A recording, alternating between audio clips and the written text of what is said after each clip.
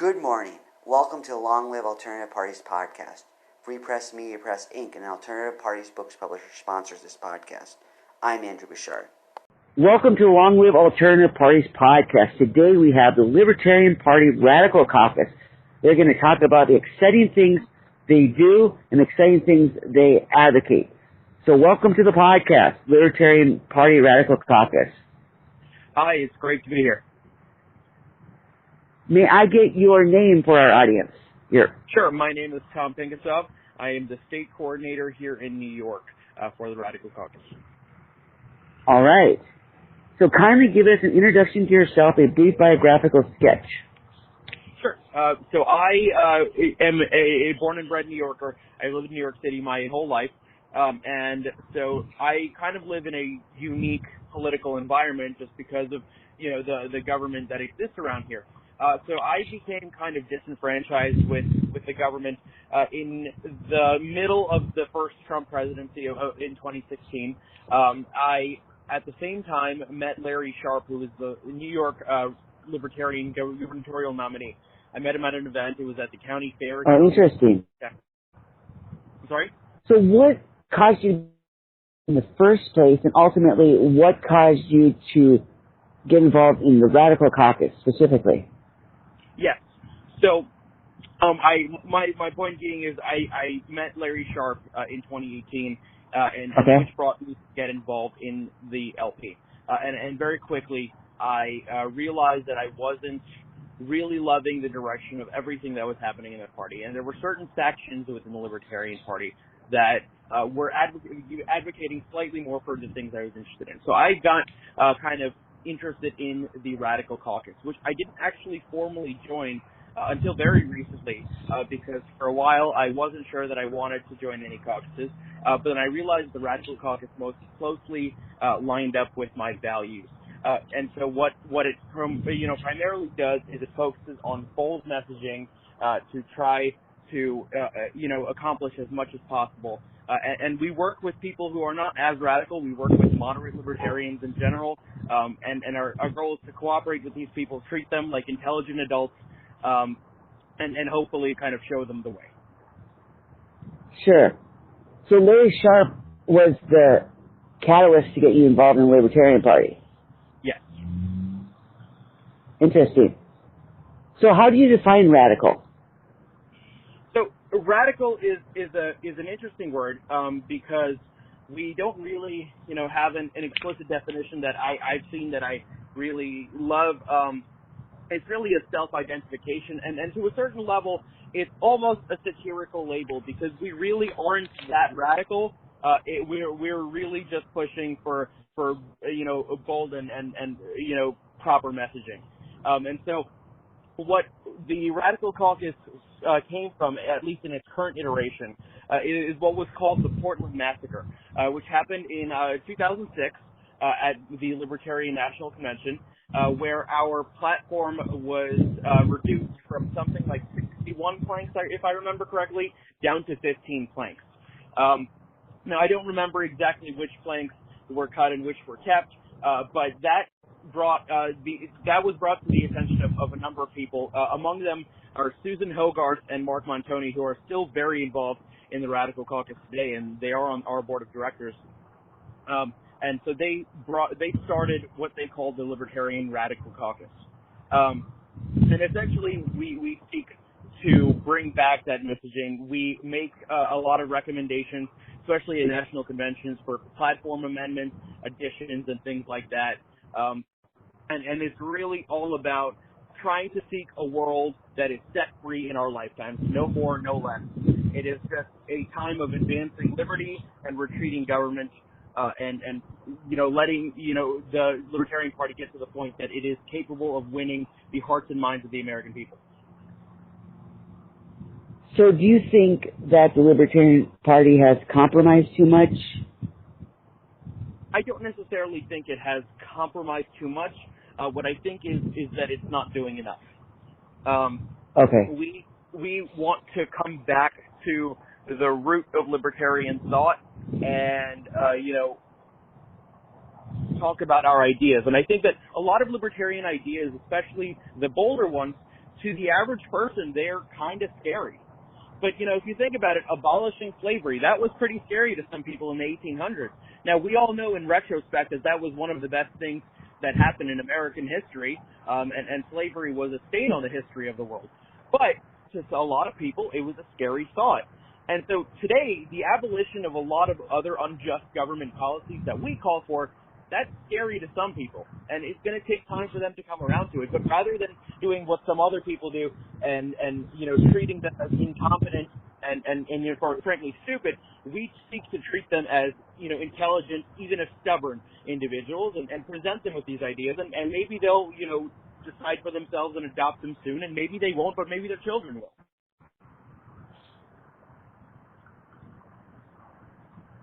Sure. So what activities does the Radical Caucus do? So we have a few different things that we do. One of the things that we are best known for is our events team. So if you go to a convention of a Libertarian state party or the national convention, you will most likely see our table somewhere in the vendor area.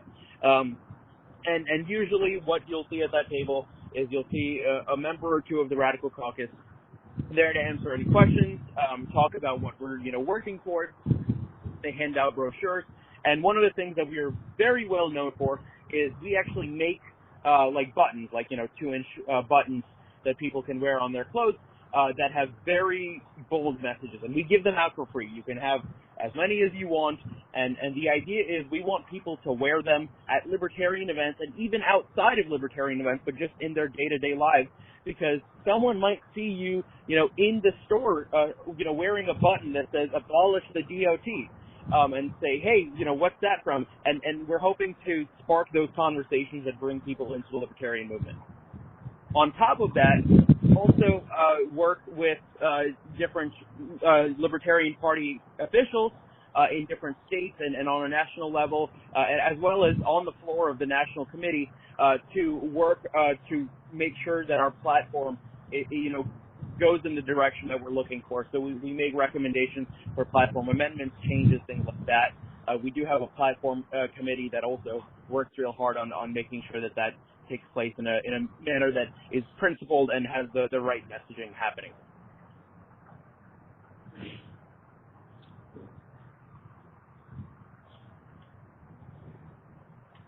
So what links are on the platform of the Radical Caucus? Sure. So the full platform of the Radical Caucus you can find on our website at lpradicalcaucus.org if anyone is interested. But I did want to talk about a few key points that we prioritize, kind of above all else. So one of the things that we believe is that rights are utilitarian. So the central commitment of the LP should be to individual liberty, and we think that there's essentially no separation between rights and utilitarianism, because the morally correct choice will always, in our opinion, yield the most benefit for the greatest number of people. We also believe in something called radical abolitionism, and so radical, what that means, it means you're going to the root of something. And so we don't believe that we should propose small changes to the status quo and debate the fine points of government policy with our opponents. What we believe instead is that we should make clear that the outright removal of the injustice and interference of the state is our ultimate goal. So rather than offering a compromise, we really, seek to demand a free society and let our opponents offer the compromises.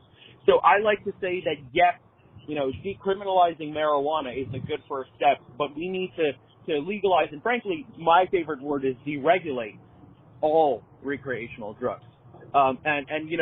People will talk to me and they'll say, well, what about, fentanyl? That can kill people. Well, let's treat it as a mental or as a public health issue, not as a criminal issue.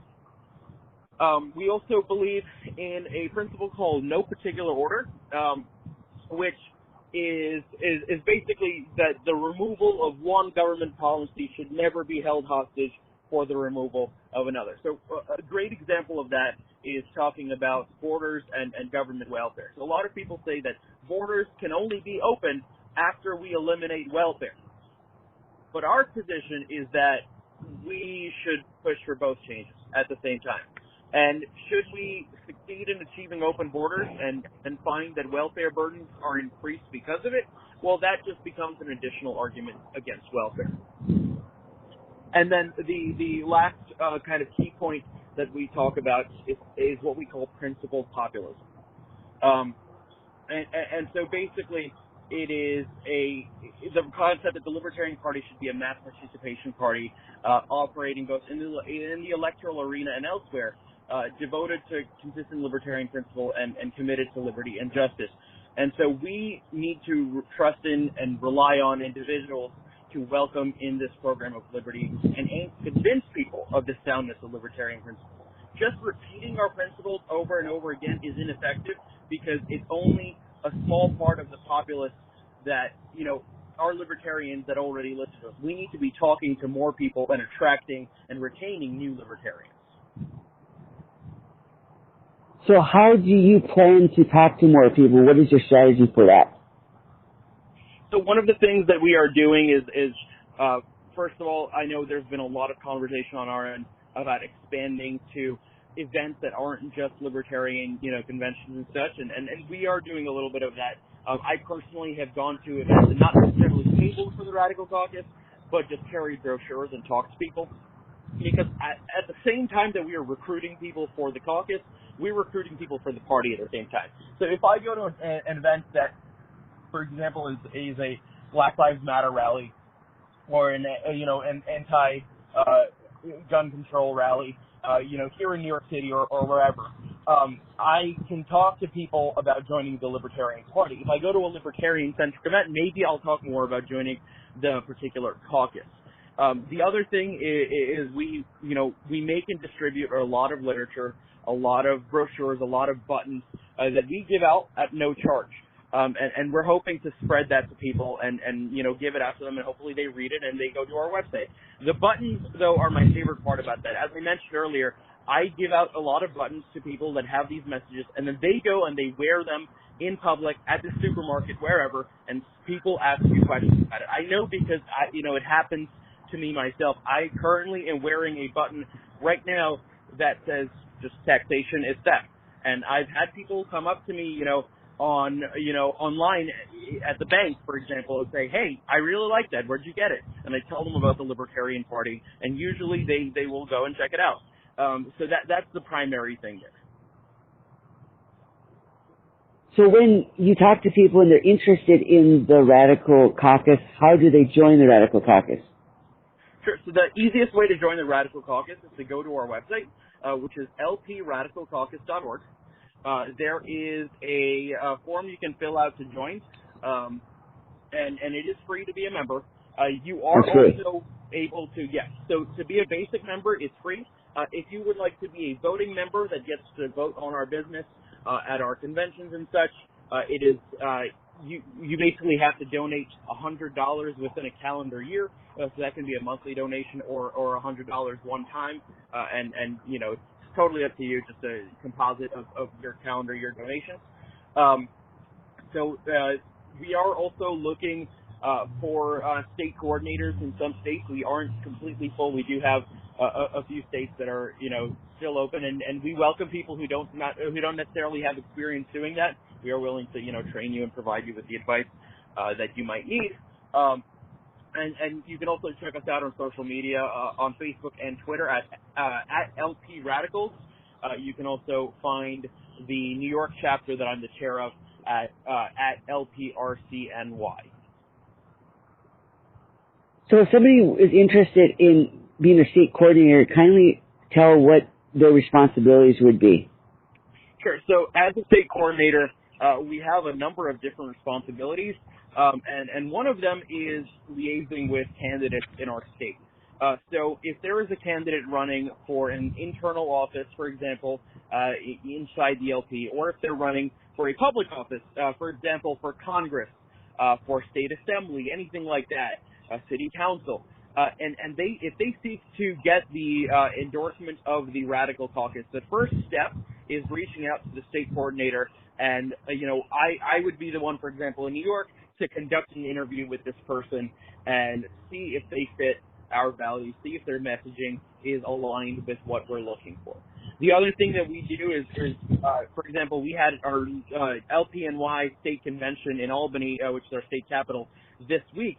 It was, this past weekend, and I was the one who, set up the table, and I sat there and handed out buttons and brochures and that kind of thing. I also am responsible for outreach to all the members in our state.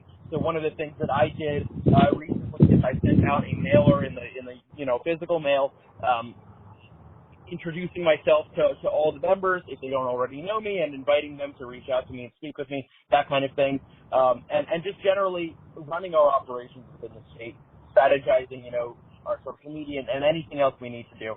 We are very decentralized and kind of bottom-up managed, so there is a lot of flexibility to work things, the way you want to.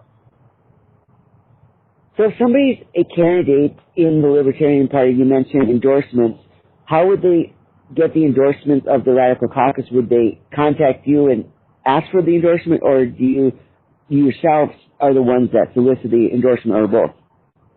So basically what they would have to do is they would have to reach out to the state coordinator that they're in, unless they're running for like a national level office, in which case it's roughly a similar process, but it's a little more involved.